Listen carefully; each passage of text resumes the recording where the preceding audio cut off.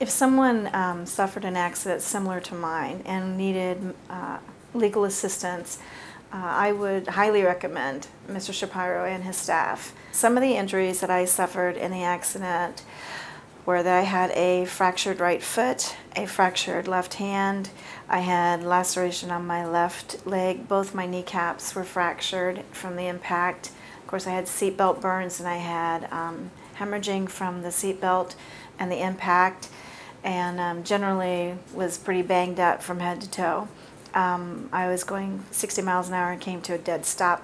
Mr. Shapiro was the first one to respond to our emails, and when he contacted me, he was very cordial, very kind, very considerate, was very interested in what had happened to me. It was very soon after the accident, and he was very sensitive to the fact that I was hurting and unsure of what was going to be happening.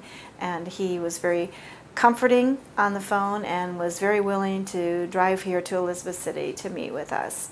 So he was very good to work with me and recommend how to get these things taken care of, and I had to consult them on different occasions as to, you know, what do I do for this because insurance doesn't cover this, and that kind of thing, and they were very helpful. I was able to contact or be contacted by his paralegals, and they were wonderful at contacting me via the phone at first, and then most of the other correspondence was through email correspondence. They were very prompt. They would answer all my questions because I had a lot of questions, and they were very patient with me. They were very kind and understanding, and they would answer anything I asked right away.